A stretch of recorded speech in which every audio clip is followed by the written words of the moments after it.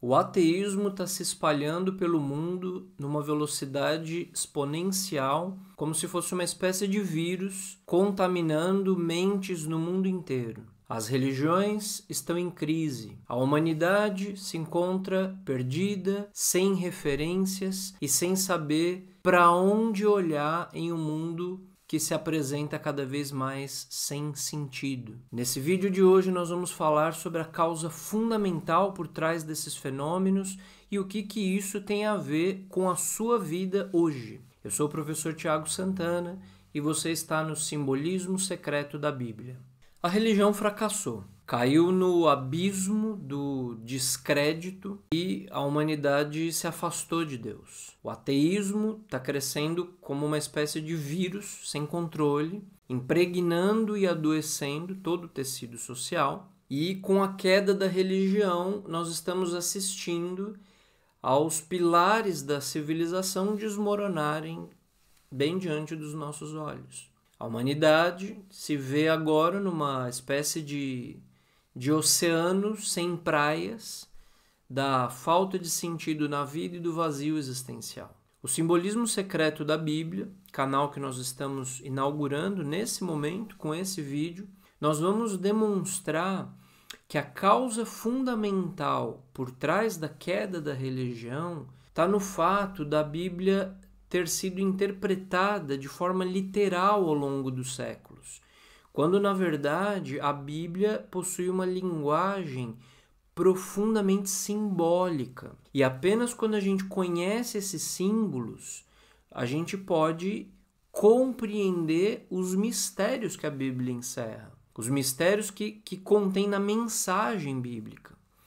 O simbolismo secreto da Bíblia significa mais de 2000 anos de tradição religiosa, filosófica e artística, desvelados diante dos nossos olhos como jamais foi feito na história. E significa também a cura definitiva para essa doença da alma chamada ateísmo e que está cometendo essa civilização decadente na qual a gente vive hoje. Nesse canal e no livro de mesmo nome, nós vamos revelar o ensinamento secreto que Jesus entregou aos seus apóstolos e aos seus discípulos mais próximos. E como uma espécie de cortina que se abre, que revela o mistério, a gente vai ver o mistério que estava oculto. A letra morta vai vir ao chão e o espírito que vivifica a palavra se revela, iluminando o que antes estava em trevas. Se você é uma pessoa que se sente sem uma referência sólida na vida, se você está decepcionado com a religião, mas ao mesmo tempo você sabe que o Cristo é real, você sabe que a vida espiritual é algo importantíssimo na nossa vida, me acompanha nesse vídeo, que a partir de hoje você vai começar a olhar a religião e a olhar o cristianismo de uma forma que você nunca enxergou antes. O ateísmo é um dos fenômenos que mais cresce no mundo hoje. É uma visão cada vez mais comum, é que se você é uma pessoa instruída, uma pessoa sensata, uma pessoa que acredita na religião, se espera que você não acredite em Deus. E, segundo grande parte dos intelectuais do mundo de hoje, acreditar em Deus é uma espécie de forma primitiva, uma forma rudimentar de entender o mundo. E pertence a uma espécie de etapa infantil da humanidade que precisa ser superada o quanto antes possível. Ao mesmo tempo, nós nunca tivemos uma humanidade que estivesse tão perdida e tão psicologicamente doente como a nossa humanidade dos dias atuais. O chamado vazio existencial e a falta de referências sólidas na vida das pessoas se tornaram mais do que uma coisa comum, elas se tornaram praticamente uma regra. Os transtornos psicológicos, a depressão, a ansiedade, a síndrome do pânico e muitos outros, eles se tornaram mais comuns do que lavar as mãos. E a crua realidade dos fatos é que a gente está vivendo numa sociedade deprimida, ansiosa e insegura. A própria Organização Mundial de Saúde fala que o estresse e a depressão são os maiores males do século XXI. O suicídio cresce num ritmo cada vez mais acelerado. A cada ano a gente observa esse aumento, especialmente entre os mais jovens. Tem uma frase super interessante de Krishnamurti, um autor oriental, que diz: não é sinal de saúde estar bem adaptado a uma sociedade doente. E essa é uma crua realidade. O que acontece? Durante séculos, a religião ela foi a bússola moral e existencial da civilização. Só que ela caiu num abismo de descrédito. Os dogmas religiosos, eles soam como uma coisa medieval para uma sociedade conectada e tecnológica que nós temos hoje. E os representantes religiosos envoltos em escândalos, em corrupções, como qualquer bandido comum, eles não parecem servir de referência a ninguém. E aí, desanimada, a humanidade olha para os lados, em busca de referências, em busca de um norte para a sua vida, de uma espécie de um obelisco pétreo, sábio, que aponte de maneira clara o que são as bases da existência e qual a referência que a gente precisa guiar a nossa vida. E aí a humanidade fica confusa porque ela não encontra esse marco legítimo.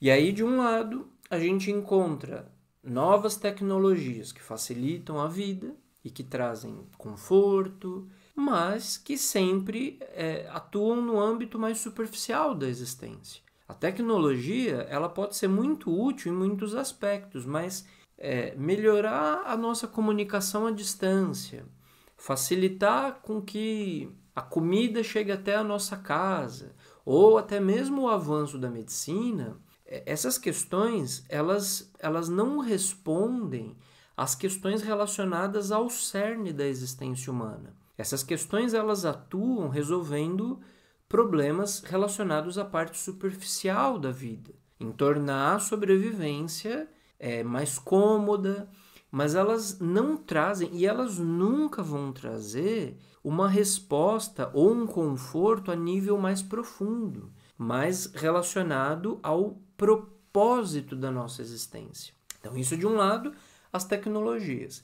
De outro, a gente vê um incentivo ao prazer desenfreado, a ideia de que não existe sentido na vida, e isso faz crescer de forma exponencial essas ideologias ligadas ao niilismo e ao questionamento dos valores religiosos, que até então sustentaram o nosso mundo.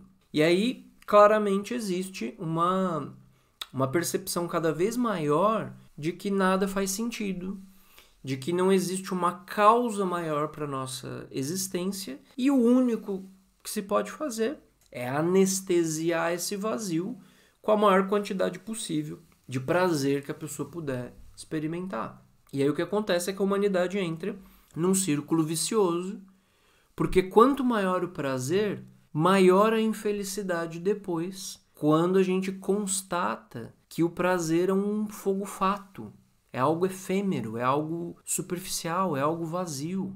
A gente constata, ao se embriagar de prazer, que sentir prazeres não tem nada que ver com possuir felicidade. E aí, sem nenhuma outra referência, sem nenhuma referência que aponte para uma saída dessa encruzilhada que a humanidade se encontra, a humanidade se mantém aí, como uma espécie de aqueles ratinhos dentro de uma gaiola, correndo dentro de uma rodinha, sem sair do lugar, se esforçando, aflito, mas sem conseguir sair do lugar. E a gente pode apontar várias causas para o fenômeno do ateísmo. São várias. Mas tem uma delas que, em especial, em particular, é certamente uma das raízes do problema. E se trata do Gênesis bíblico. E o motivo é muito simples. Qual pessoa instruída, sensata, que passou pela universidade, que acredita na ciência, acreditaria que toda a humanidade surgiu a partir de Adão e Eva. Quem em sã consciência acreditaria que uma serpente falante convenceu a Eva e Eva convenceu a Adão a comer uma maçã e que por comer uma fruta toda a humanidade caiu em desgraça? Como é possível que Adão e Eva, que tiveram 2 filhos, Caim e Abel, e que esses filhos geraram toda a humanidade? Se eram 2 homens, e se necessita de um homem e uma mulher para poder gerar descendentes. Essa questão, meus amigos, acreditem, isso aí está na raiz do divórcio entre ciência e religião. Essa questão, o Gênesis bíblico, ele está na raiz do afastamento cada vez maior das massas humanas da religião. O ateísmo, no fundo, ele é um rechaço ao Gênesis bíblico, porque considera o Gênesis infantil e sem espaço no mundo moderno, tecnológico e no mundo que é pautado pela lógica. A humanidade, ela escolheu virar as costas para a fé porque a religião, ela parece estar desconectada da realidade e dos problemas reais da vida. Porém, prestem atenção nisso. Assim como é ingênuo a gente acreditar que em uma serpente falante, é também bastante ingênuo a gente reduzir a profundidade do simbolismo religioso a um conto de fadas sem vínculo com a realidade. Debochar da mitologia contida nos livros sagrados e classificar essas mitologias como infantis ou inúteis é um sinal inequívoco de soberba e da mais completa ignorância, porque se trata de julgar algo que no fundo a gente não entende. Tem uma frase excelente de Victor Hugo que diz: quem ri do que não conhece está a caminho de ser idiota. A raiz dessa questão se encontra num único ponto. A Bíblia, ela possui uma linguagem simbólica e ela não pode ser lida de forma literal. A linguagem bíblica, ela é uma linguagem baseada em arquétipos. É uma linguagem que utiliza parábolas. É uma linguagem metafórica e profunda, além de também se tratar de uma linguagem hermética, de uma linguagem codificada, de uma linguagem secreta, escrita por iniciados para iniciados nos mistérios da vida e da morte. Apenas quem conhece, quem possui o código que desvela esses símbolos, pode compreender o seu conteúdo, para que assim esse conteúdo não seja profanado ou tergiversado.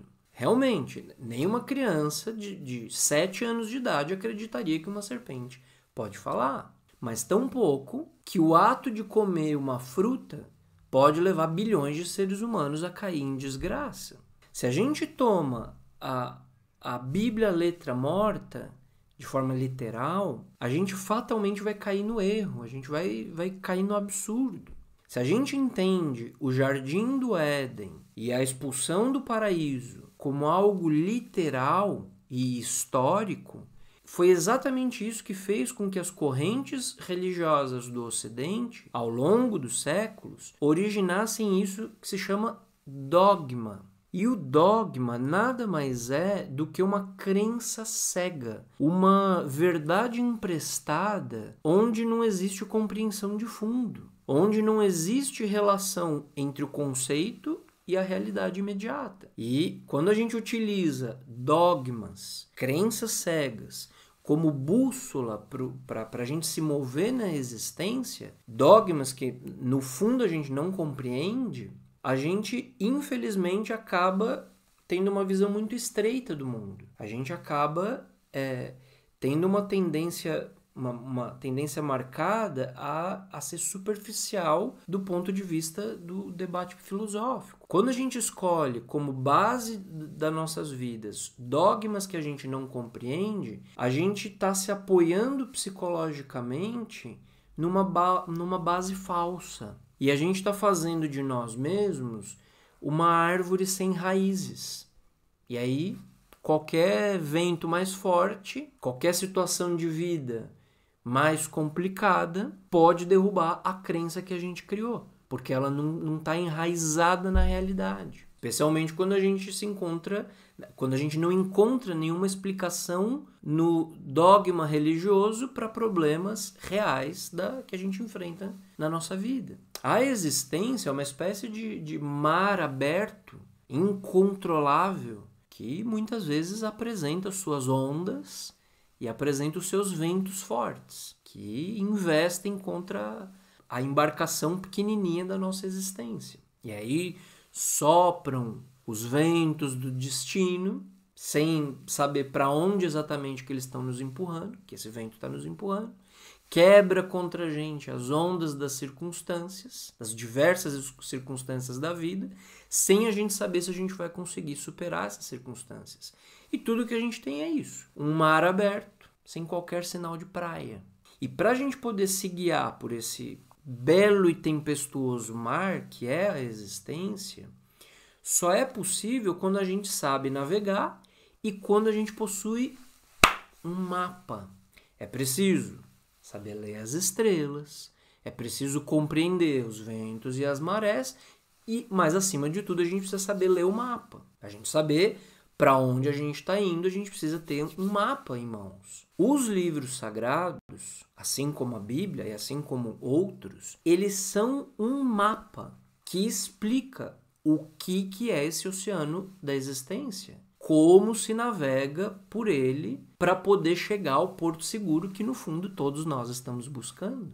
Só que quando a gente vive por crenças, sejam crenças religiosas, crenças científicas ou ideológicas, de qualquer índole, é a mesma coisa que a gente se guiar por um mapa que a gente não compreende. E a gente não quer aceitar uma realidade fundamental.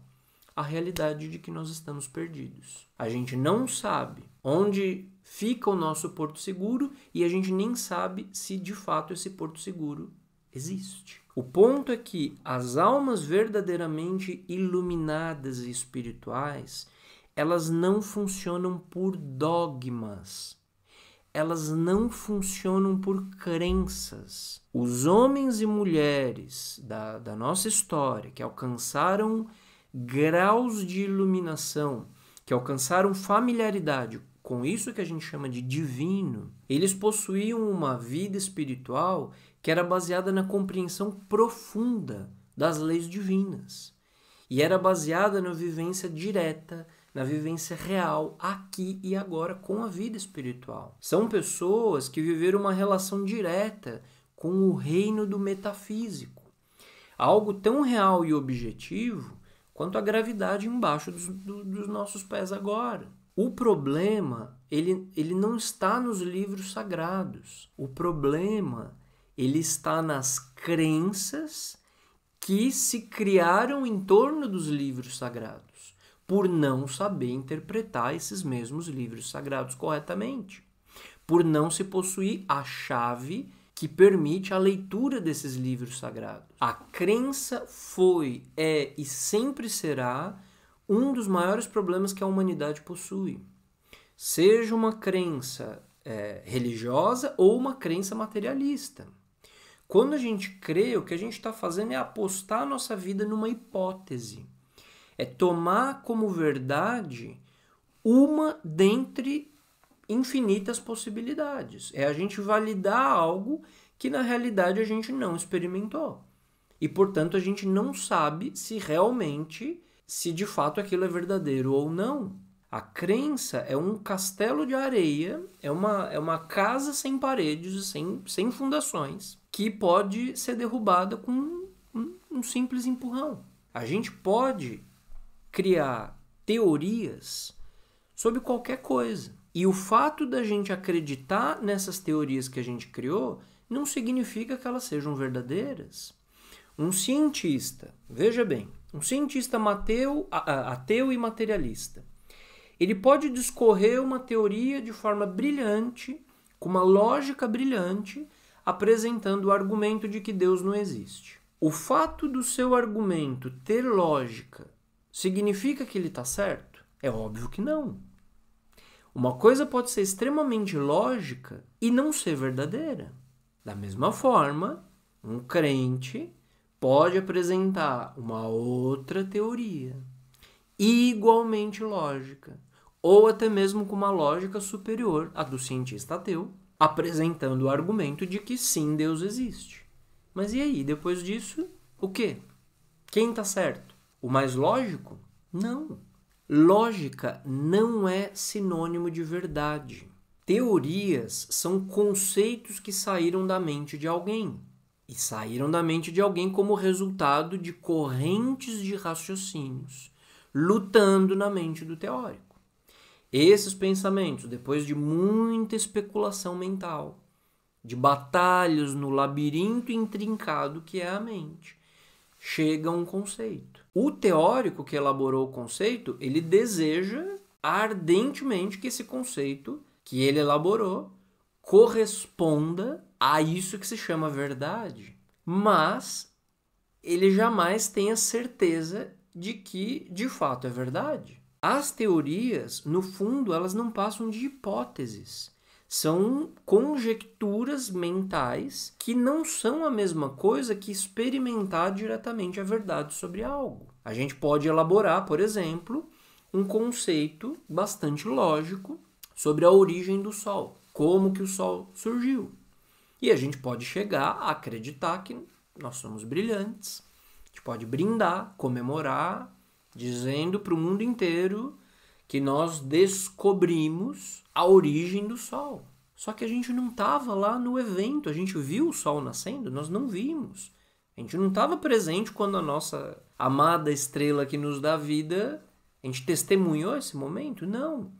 Então essa não passa de uma conjectura, de um conceito mental, de uma fantasia. Nada mais que isso. E que pode não guardar nenhuma concordância com a origem real da nossa estrela. A verdade sobre como o Sol nasceu é apenas uma. Hipóteses podem haver muitas, mas o fato concreto de como isso se deu é uma coisa singular. Da mesma maneira que uma pessoa não pode ter nascido ao mesmo tempo no Brasil e nos Estados Unidos. A pessoa é brasileira e americana ao mesmo tempo. Nasceu em 2 lugares.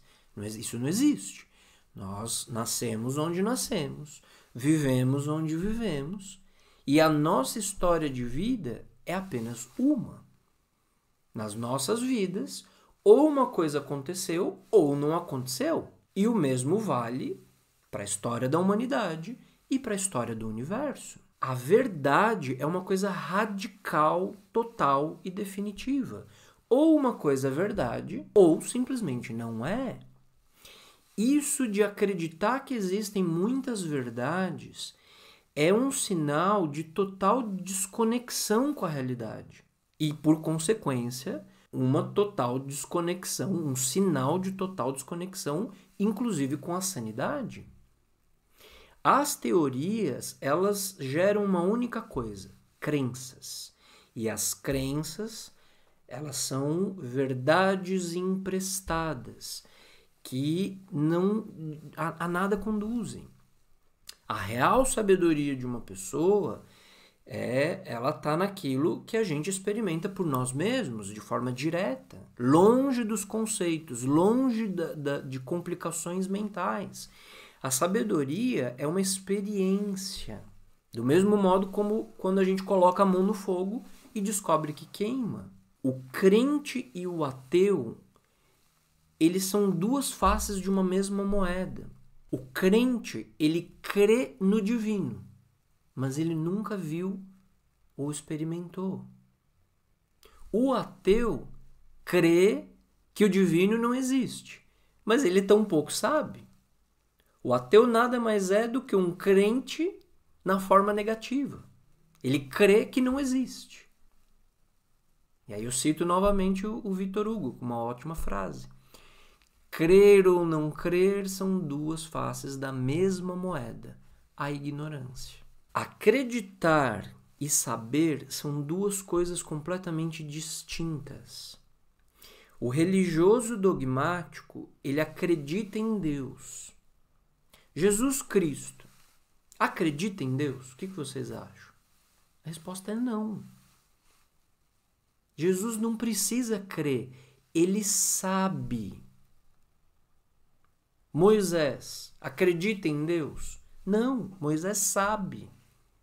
Ele recebeu os 10 mandamentos diretamente de Deus. É distinto crer e saber. Alguém poderia dizer, bom, mas para eu poder experimentar, primeiro eu preciso acreditar.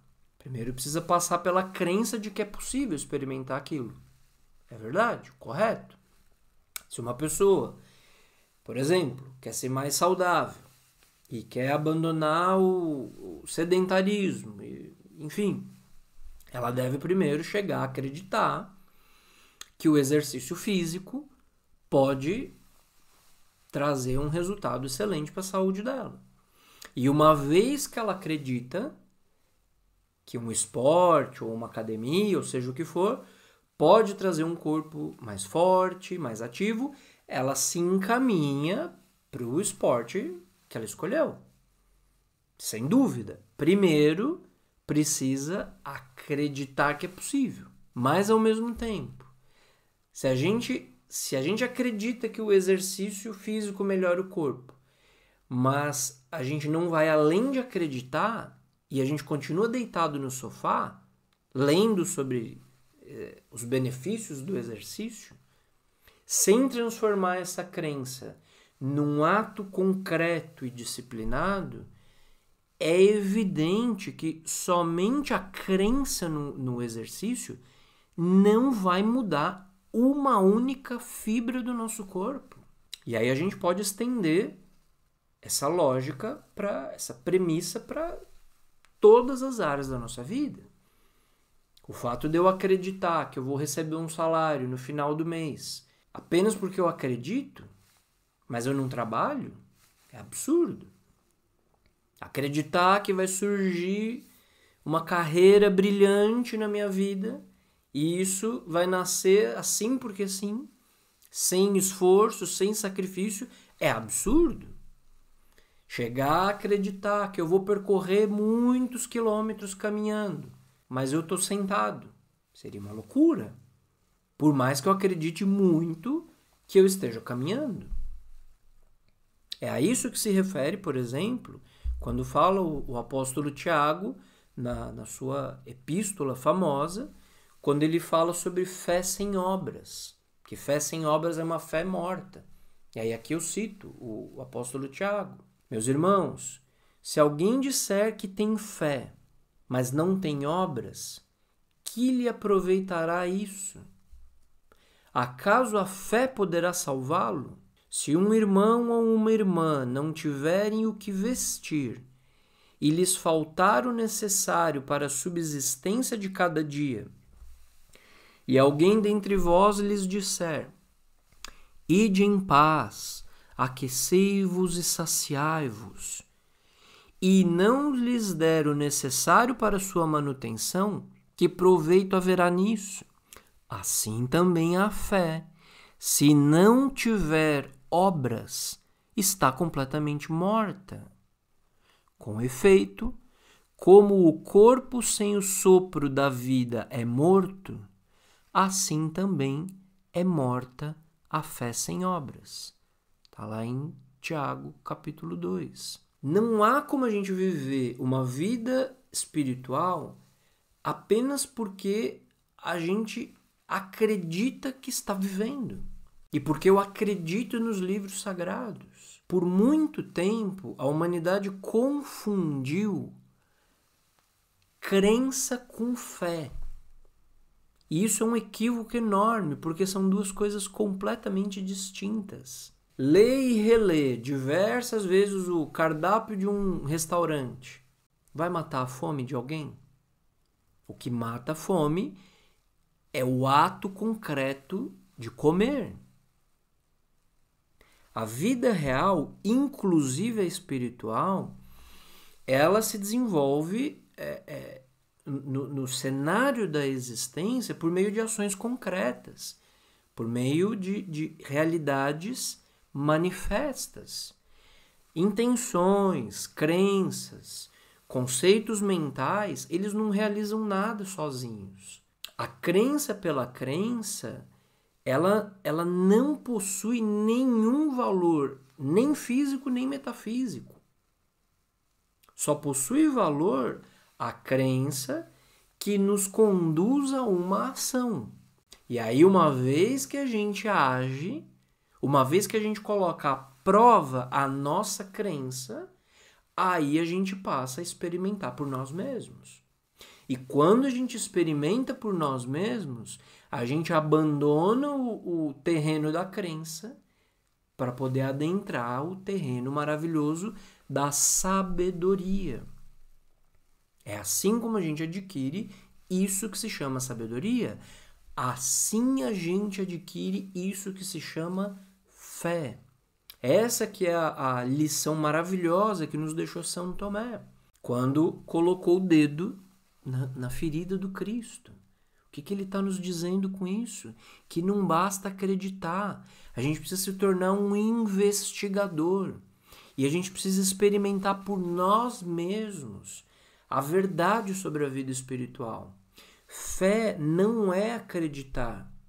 Fé é a vivência real, direta da vida espiritual, aqui e agora.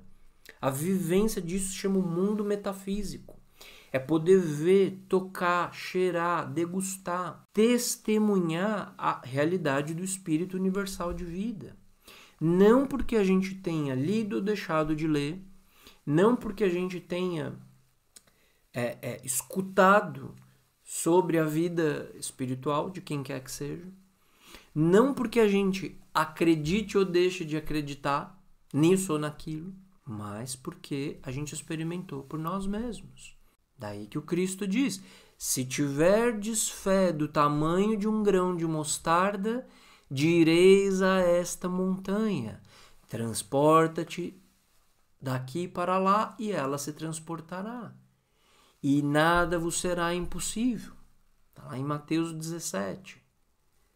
Ora, mas não existem pessoas no mundo que acreditem no Cristo, nem ao menos um grão de mostarda? Claro que existe. Pessoas que acreditam, são muitas. Multidões de pessoas que acreditam. Montanhas de crenças. Mas e fé? Quantas? A linguagem bíblica, ela é uma linguagem que ela expressa por meio de símbolos, por meio de alegorias, um conteúdo espiritual que é extraordinário. E esses símbolos, esse conteúdo espiritual, ele apresenta um conhecimento que aponta para uma coisa concreta, para algo concreto, conectado à realidade. Ele aponta para algo prático, a ser feito e experimentado aqui e agora, na vida real, aplicado no âmbito da nossa vida diária e a nossa natureza anímica. E aí o praticante disciplinado e assíduo vai experimentar, vai adquirir isso que se chama fé. Porém, a linguagem utilizada pela Bíblia é uma linguagem alegórica, são símbolos. O que nós vemos ali e que a humanidade, lamentavelmente, se acostumou a traduzir, a interpretar isso de forma literal, são aspectos, são símbolos da nossa própria psicologia. Ali, tudo que nós vemos naquelas histórias bíblicas são coisas reais, profundas, que fazem parte da nossa vida espiritual. E ali nós vemos elementos que estão dentro de cada um de nós. E a gente precisa saber interpretar, saber o que eles significam e o que a Bíblia está nos orientando.